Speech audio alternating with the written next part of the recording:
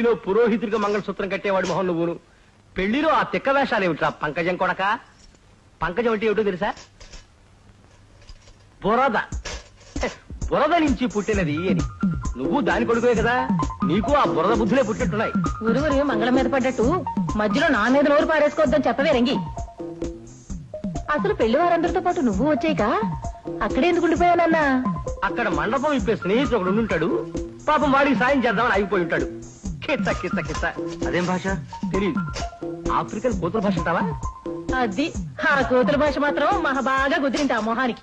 అమ్మా నాన్న, నీతో చాలా కాలంగా చెప్పాలనుకున్నాను, అవకాశం రాలేదు. నేను ప్రేమించాను. ఎవరిని? సరోజ. సరోజా? ఆ మేస్తారమ్మాయా?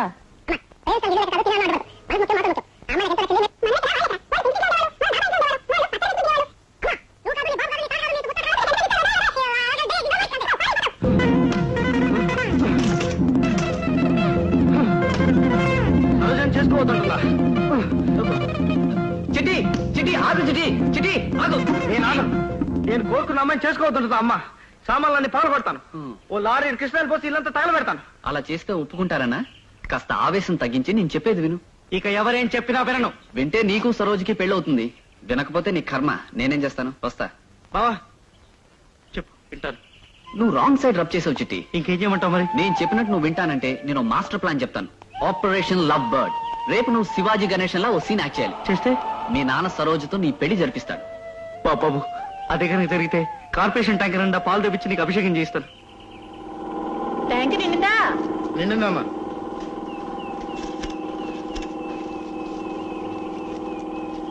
ఏమిటత్తయ్య గారు చాలా సీరియస్ గా ఉన్నారు?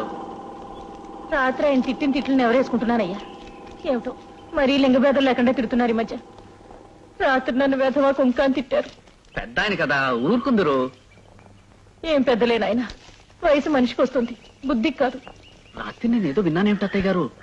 ఏమిటి? అదే మన చిట్టి పెళ్లి చేసుకుంటా అన్నాడా? అదో కొత్త గోలు మొదలైంది ఆయన అన్నిటి నుంచి. ఏమంటాయి? కాఫీ కలిపిలో పాటల పేరేమిటి?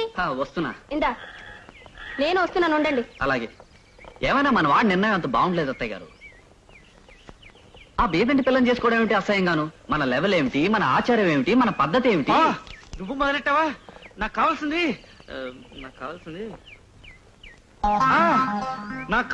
నా చిటికిన వేలు పట్టుకుని మా ఇంటికి వచ్చే మంచి పిల్ల తప్ప వేలకు వేలు తెచ్చే పిల్ల మాత్రం కాదు.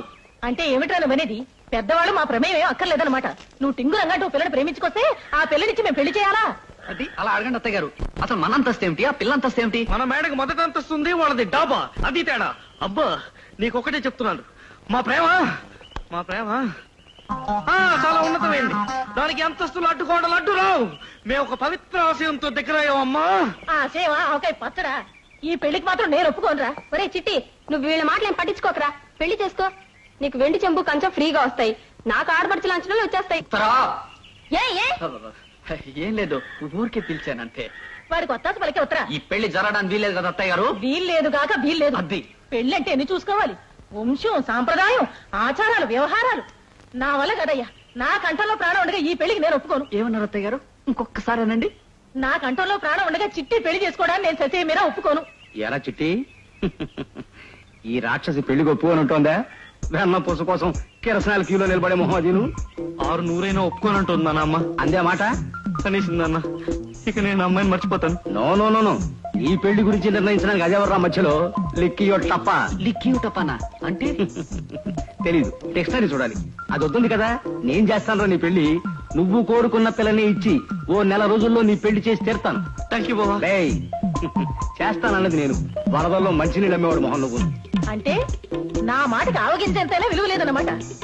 ఈ పెళ్లి కనుక జరిగితే నేను నూతన దూకి తెస్తా. చస్తానంటుందా? అయితే నెల రోజుల దాకా ఆగల చిట్టి. రేపే నీ పెళ్లి చేసేస్తా. చింగినా చుక్కనా అంటే తెలీదు. అదో రకమైన భాష అనుకుంటా.